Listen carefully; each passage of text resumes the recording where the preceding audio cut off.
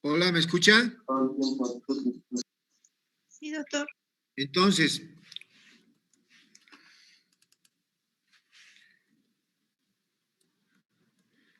el primer factor a tomar en cuenta en la fisiopatología de la úlcera duodenal es la secreción de ácido y pepsina está incrementada. El paciente es hipersecretor. ¿Cómo estará la motilidad gastroduodenal? ¿Estará aumentada o retardada? Aumentada. ¿Por qué? Porque como hay aumento de la motilidad gastroduodenal, hay mayor carga ácida a nivel del duodeno, lo que determina, obviamente, lesión duodenal, ¿no? Un vaciamiento rápido del contenido gástrico en el duodeno podría condicionar la carga ácida, ¿no? Y todos los factores de agresión, como la secreción ácida, los AINES, el HP, debilitan estos mecanismos, favoreciendo la úlcera, ¿no? Y entonces, estos son algunos hechos desde el punto de vista fisiopatológico en la úlcera duodenal. El número de células parietales gástricas y secreción de ácido y pepsina está incrementado. La exacerbación de la respuesta secretora al estímulo con alimento también está aumentada. Hay elevada secreción basal diurna y nocturna de ácido clorhídrico, hay aumento de la gastrina sérica basal y en cerca del 50% de los pacientes con duodenal el pepsinógeno está elevado también y obviamente el pepsinógeno es la proenzima a partir de la cual vamos a formar pepsina, ¿no? El vaciamiento gástrico está acelerado, aquí está lo que les decía, aunado a la disminución en la producción de prostaglandinas. Entonces, estos hechos hay que recordarlos en la fisiopatología de la úlcera duodenal. Vamos a hablar de la fisiopatología de la úlcera gástrica, ¿sí? ¿Estamos de acuerdo? Es el resultado de una suma entre factores de agresión y de defensa. Cuando dominan los factores agresivos, como el aumento de la secreción ácida, se produce una úlcera duodenal. ¿Estamos de acuerdo? Pero cuando fracasan los mecanismos defensivos, se produciría una úlcera gástrica. Eso no olvidarlo. Ambas localizaciones de úlceras comparten los factores etiológicos, ¿sí? Pero las úlceras por AINES son más frecuentes en el estómago, a nivel del estómago, obviamente úlceras gástricas, ¿no?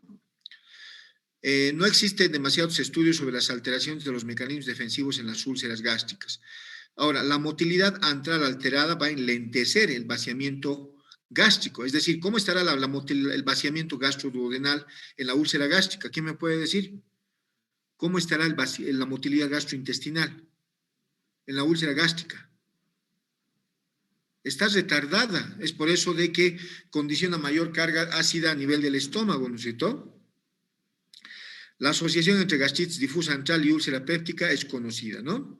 En la úlcera duodenal la gastritis asociada es antral difusa, eso no deben olvidarse, es decir, la forma no atrófica, ¿no? Aquí está no atrófica. Estos son los elementos que hay que tomar muy en cuenta y recordar al momento de evaluar una úlcera gástrica, ¿sí? ¿Qué elementos tienen principalmente relación con la úlcera gástrica? Los AINES y la aspirina, ¿están de acuerdo? Principalmente la aspirina. Producen lesiones sobre todo en el tubo digestivo superior.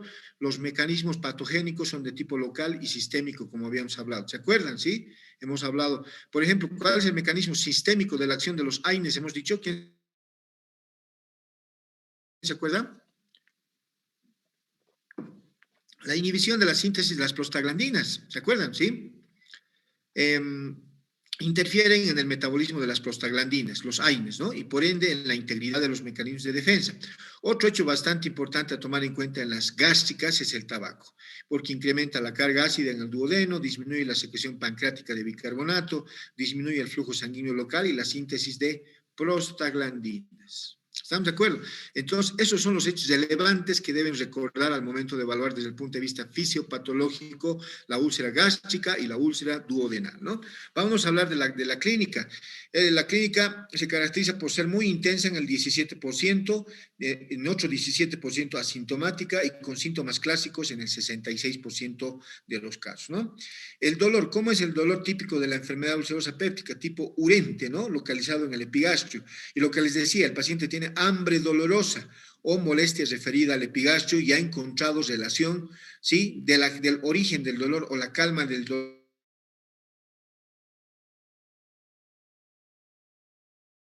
Aquí está, lo que les decía, con la ingesta de leche o alimentos o alcalinos antisecretorios o alimentos blancos, ¿no? Y lo característico de la úlcera duodenal, aquí está, lo que les he venido diciendo todo el tiempo. Les vuelvo a preguntar, ¿cuál es la cronología del dolor en la úlcera duodenal y cuál es la cronología del dolor en la úlcera gástrica? ¿Quién me puede decir? ¿Cuál es la cronología del dolor en la gástrica y en la duodenal? Esto es llevado en semiología, usted. ¿Cómo es, muchachos? ¿Están conectados o no están conectados? Bueno, en la duodenal la característica es de que el dolor disminuye o cede con la ingesta de alimentos. El paciente en la duodenal despierta con dolor a las 5 o 6 de la mañana, porque a esa hora es el pico máximo de secreción de ácido clorhídrico, ¿sí? Despierta con dolor, va al refrigerador, consume algún alimento o leche, ¿sí? Y le calma el dolor. Entonces, en la duodenal el dolor disminuye con la ingesta de alimentos y aumenta cuando aquellos ya no están en el estómago, cuando han sido eliminados y ya no tamponan o neutralizan el exceso de ácido gástrico que tiene el paciente en su estómago. ¿Estamos de acuerdo? Además, suelen ser más intensos en la madrugada. Aquí está lo que les decía, pico de secreción fisiológica más elevado de ácido no tamponado, ¿sí? ¿Y cómo es el dolor en la úlcera gástrica? El dolor de tipo ardor, ¿sí? El dolor urente empeora después de ingerir alimentos. Eso no olvidarlo, ¿no? La localización del dolor en general es en epigastrio, ¿no? No se irradia, pero hemos dicho que puede irradiarse en forma rara a la región dorsal, puede ser transfictivo a dorso, ¿se acuerdan? Hacia ambos hipocondrios también, o ser transfictivo a dorso. ¿Cómo es el ritmo? En general, en la duodenal, el dolor aparece con el ayuno, como habíamos dicho, ¿no? Siendo mayor en el ayuno prolongado. De ahí que esta pueda despertar a la persona al amanecer y alivia con la ingesta de alimentos. En la gástrica reaparece con la ingesta de alimentos. Doctor, como algo y me duele. Ah, ¿no estará haciendo una gástrica este paciente? ¿Estamos de acuerdo? Reaparece con la ingesta de alimentos y se asocia a náuseas y vómitos y en complicaciones todo este ritmo se pierde, ¿sí? Hablamos de la periodicidad. En la enfermedad ulcerosa péptica vemos que el cuadro clínico se presenta por temporadas de duración variable de 15 a 45 días, que alternan en periodos asintomáticos. Entonces, ¿en qué periodos podrá tener una persona una enfermedad ulcerosa péptica? En las etapas en las que tiene más estrés, por ejemplo. ¿Estamos de acuerdo? Por ejemplo, está preparando su tesis, está preparando sus exámenes, no sé, algún evento importante, su matrimonio, puede llegar a tener esto, ¿sí? Se presenta por temporadas de duración variable y habitualmente relacionadas con periodos de estrés, ¿no? La intensidad no se relaciona con la gravedad de la enfermedad. Esto quiere decir de que para personas que tienen varias úlceras no necesariamente van a estar más sintomáticos y personas que tienen una úlcera van a estar mucho más sintomáticos. Entonces, no se relaciona con la gravedad de la enfermedad. Incluso las complicaciones como la hemorragia disminuye el dolor al actuar la sangre como tampón. La perforación puede exacerbar el dolor eventualmente. Otros síntomas, además del dolor, náusea, vómito, más en la úlcera gástrica, también pirosis, el estreñimiento, puede tener estreñimiento también, halitosis, cialorrea, anorexia y la exploración física en pacientes ulcerosos. No, pues, o sea, por clínica no podemos saber, este es una gastritis o esto ya es una úlcera, no podemos, ¿sí? Solo denota dolor a la palpación profunda en el epigastrio. ¿Qué estudios le vamos a pedir al paciente? Ante la sospecha de enfermedad ulcerosa péptica, mediante una anamnesis cuidadosa, debemos planificar una estrategia diagnóstica para diferenciar todo esto. Si es una dispepsia, si es una gastritis, si es un cuadro neoplásico, tomar en cuenta antecedente de ingesta de AINES, ¿no? Es decir, los hábitos del paciente, hábito tabáquico también, alcohol, edad, existencia o no de HP, ¿sí? Y vamos a solicitar, por ejemplo, una endoscopía, ¿sí? Es la exploración seguramente más sensible y específica, se logra el diagnóstico en el 95% de los casos. Nos brinda todo esto, miren, datos de características morfológicas del nicho ulceroso, que radiológicamente se llama nicho de Haudeck, ¿sí? Si es benigno o maligno. ¿Cuándo pensamos en benigno? Bordes netos y fondo regular. Maligno, bordes mamelonados irregulares de base irregular, ¿no? Entonces, directamente la endoscopía tenemos ya muchos datos. Y no olvidar que la gran ventaja de la endoscopía es la biopsia, ¿no? Miren, aquí está el endoscopio, aquí está la mucosa del estómago, curvatura menor, curvatura mayor, aquí está el cuerpo, ¿sí? Aquí está la incisura angular, aquí está el píloro, y miren, aquí tenemos una úlcera en la región pilórica. ¿Estamos de acuerdo? Una úlcera grande. Yo diría una úlcera gigante. Esta mide más de 3 centímetros, ¿no? Y es una úlcera crónica, ¿sí? Porque está cubierta de fibrina también, ¿no? Miren, vemos imágenes de úlceras, ya no son solamente inflamación, ¿ven? Ya no vemos solamente grados variables de inflamación, es decir, eritema, enantema, algo de edema, no, sino vemos ya soluciones de continuidad. Aquí vemos varias úlceras, miren, Esto ya es úlceras, ¿no? Además, hay que ver las características de los pliegues mucosos. Si los pliegues convergen hacia el nicho ulceroso, es una úlcera benigna. Si se borran en la periferia del nicho, es una maligna, con la ventaja de la endoscopía de realizar biopsia, como les decía, ¿no? Con dos objetivos. Primero, buscar la presencia del HP, para eso nos sirve la biopsia, y luego de descartar malignidad. Si no le hacemos al paciente endoscopía, si solamente le damos un tratamiento, va a mejorar, pero no sabemos exactamente qué le está pasando, si es gastritis, si es úlcera, si es una metaplasia, si es una gastritis aguda, si es una crónica, no sabemos, ese es el problema, ¿no es cierto? Y luego de descartar malignidad, además de haber metaplasia, displasia y grado de inflamación. ¿Qué les parece esta úlcera? ¿Quién me puede decir qué tipo de úlcera será esta? Al que me dice, muy bien, porque está atendiendo la clase. ¿Será aguda y crónica o crónica y por qué? ¿Quién me puede decir? Esta úlcera será aguda, crónica y por qué. Es crónica porque es mucho más profunda, ¿sí? Es una úlcera crónica porque es mucho más profunda. ¿Estamos de acuerdo? Igual acá, miren, vemos úlceras. Aquí vemos una úlcera, esta es la región pilórica. Miren, este paciente tiene una gastritis, una pangastritis. Miren, todo el estómago está con gastritis. Tiene un estómago en empedrado, eritema, enantema, edema de la mucosa. Todo está inflamado. Además tiene úlcera. ¿Están de acuerdo? Miren, úlcera. Esta es aquí gastritis y aquí úlcera. Gastritis igual úlcera. Esta es la zona prepilórica, gastritis igual úlcera. Y esta ya me preocupa porque está con algo de sangrado y ya se está complicando, ¿no? Igual vemos acá una úlcera antral. Y todo esto también podemos pedirle al paciente, ¿no? En la biopsia que le vamos a hacer, podemos hacer el test rápido de la ureasa, ¿se acuerdan? Podemos hacerle es decir, un estudio histopatológico para ver si existe o no existe el HP, ¿sí?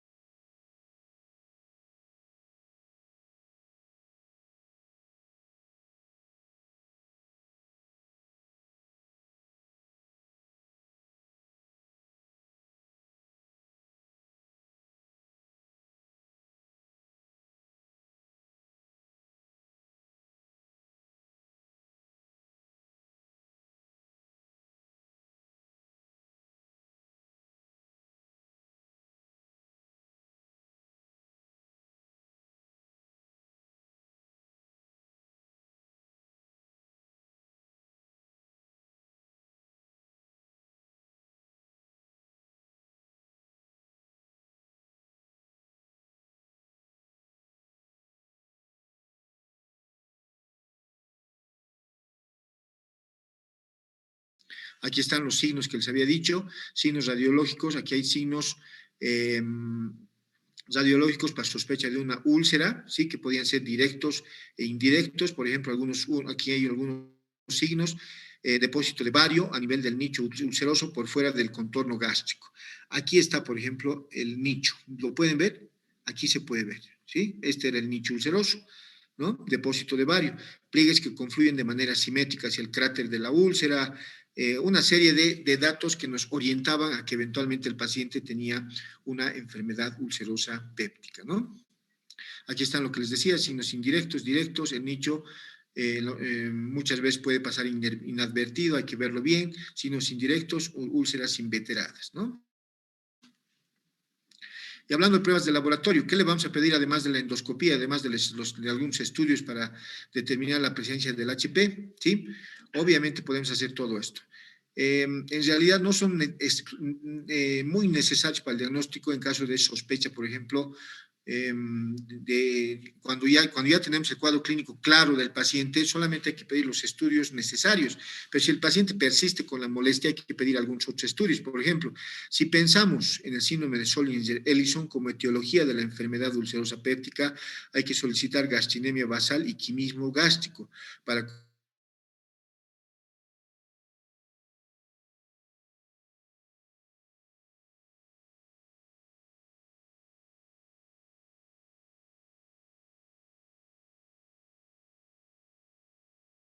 especiales si podemos realizarlos, ¿no?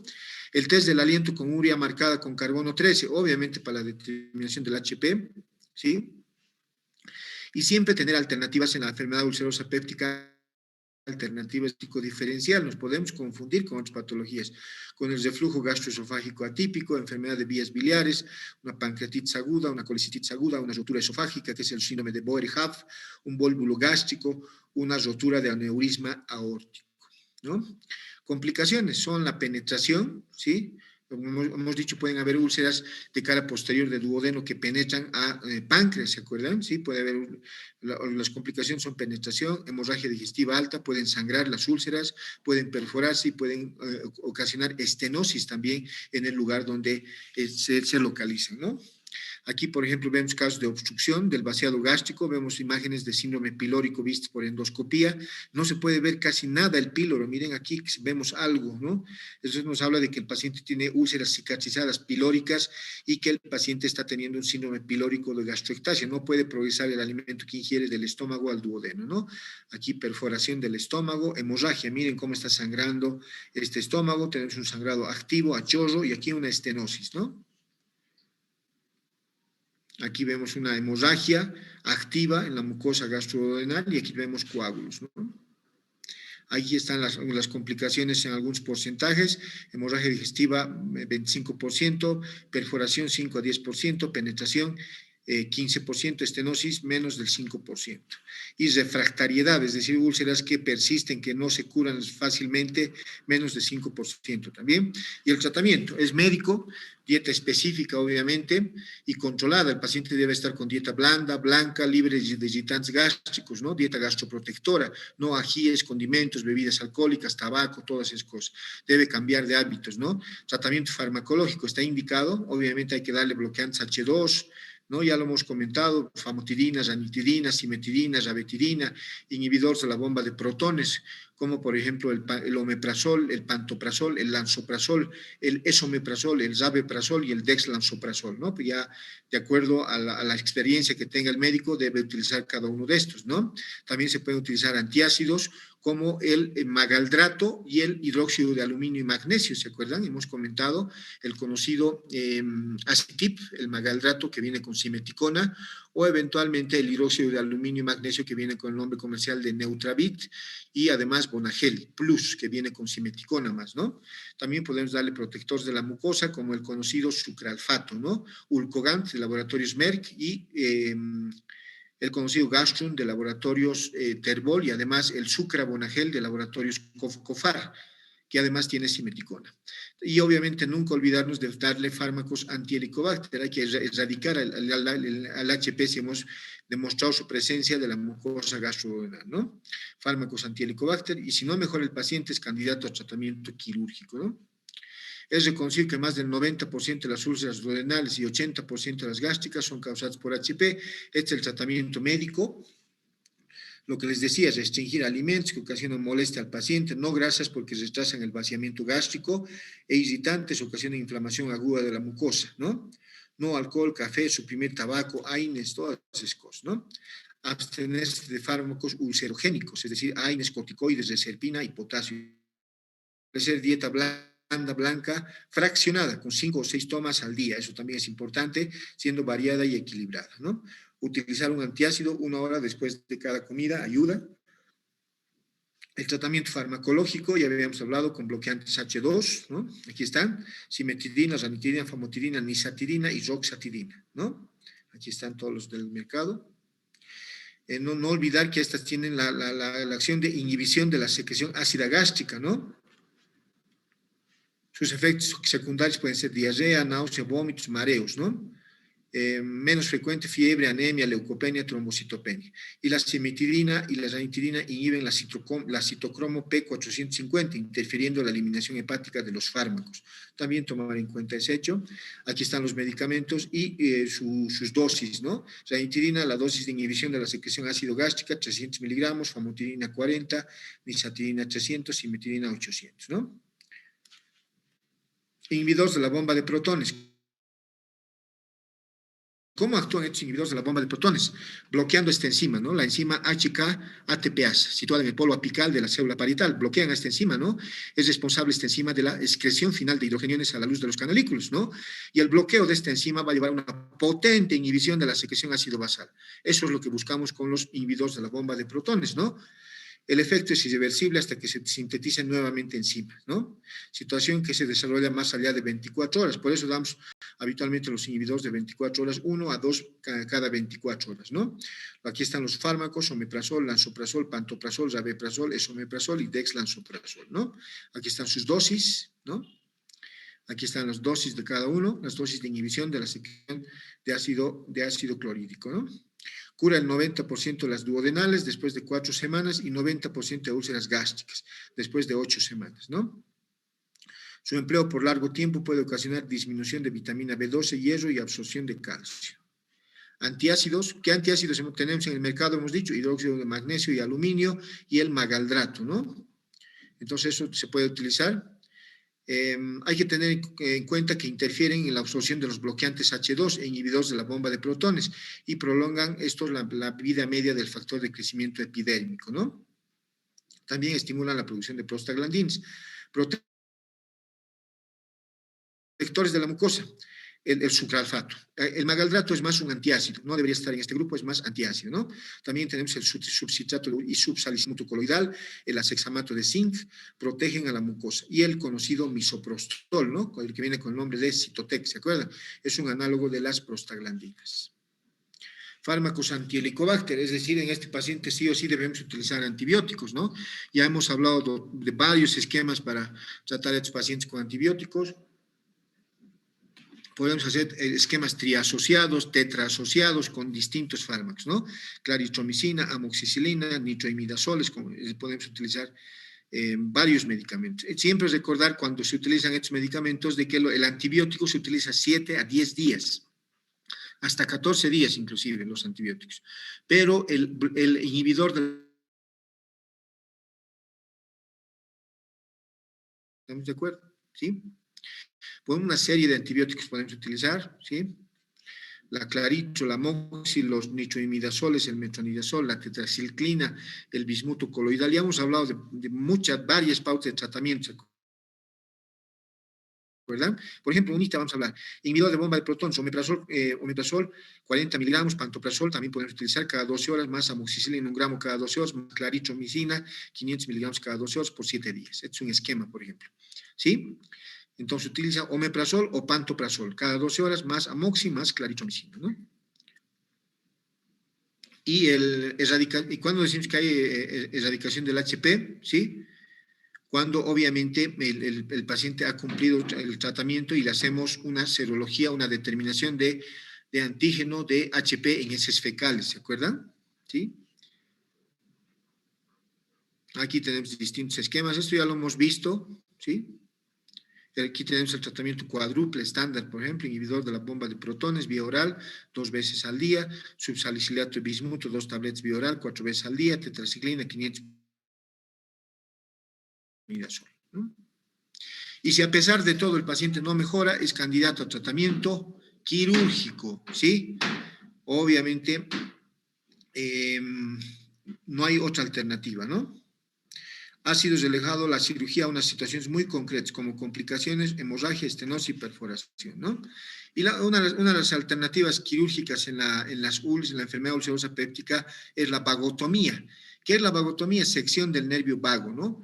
¿Y qué efecto vamos a bloquear al seccionar el nervio vago? No olviden que el nervio vago estimula la liberación de un neurotransmisor. ¿Qué neurotransmisor hemos dicho? ¿Se libera? ¿Quién me puede decir? Que estimula las células parietales para la mayor producción de ácido clorhídrico. La acetilcolina, ¿se acuerdan? La acetilcolina.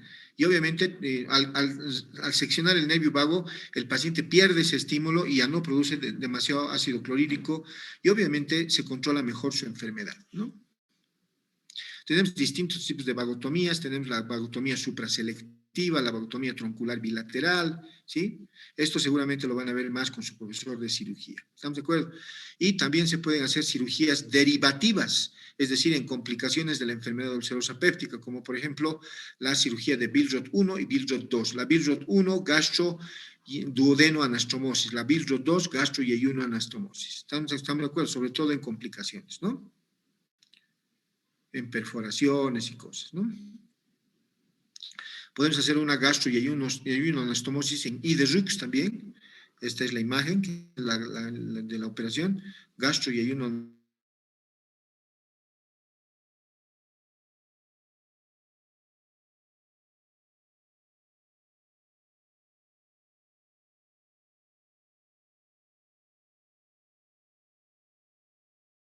Y la prevención, obviamente la prevención, lo ideal sería prevenir la infección por HP, ¿no? Que depende de las autoridades de saneamiento ambiental. Nadie en nuestro país se preocupa por esta enfermedad adecuadamente, nadie, nunca he visto yo una campaña de erradicación del HP de la mucosa gastroduodenal, ¿no?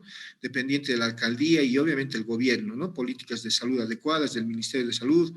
Debería haber vacuna contra el HP, que es lo ideal, ¿no?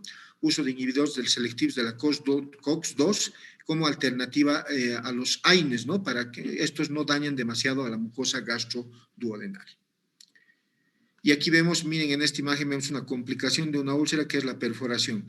A muchos pacientes que vienen con abdomen en tabla, ¿sí? Los operamos y el paciente tenía Bloomberg generalizado, los operamos y encontramos esto. Miren, una úlcera, esta es una úlcera duodenal perforada, ¿sí? Obviamente este paciente viene con peritonitis generalizada y obviamente hay que reparar esta úlcera, ¿no? ¿Alguna pregunta, muchachos? Miren, hemos hablado todo lo referente a enfermedad ulcerosa péptica. Hemos hablado que tienen que diferenciar lo que es un síndrome ulceroso péptico de una enfermedad ulcerosa péptica.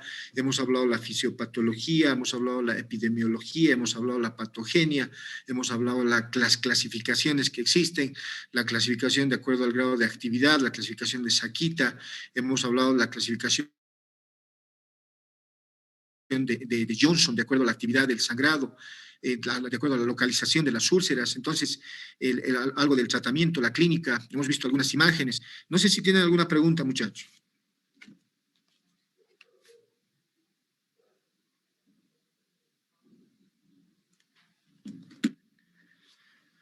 Bueno. Doctor, buenas tardes. Una consulta. Dime. Con respecto a las imágenes, doctor, ¿cómo podríamos diferenciar una úlcera aguda de una crónica? La aguda habitualmente es más superficial, ¿sí? Una úlcera aguda es más superficial, ¿sí? Y está cubierta de fibrina, ¿sí?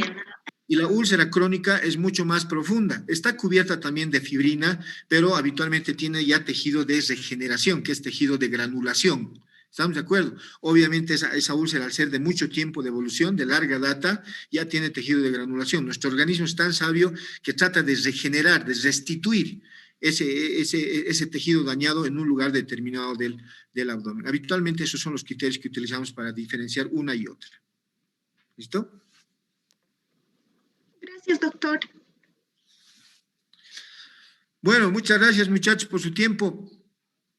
Nos vemos con ustedes la siguiente semana. Que les vaya muy bien. Creo que están en exámenes, ¿no?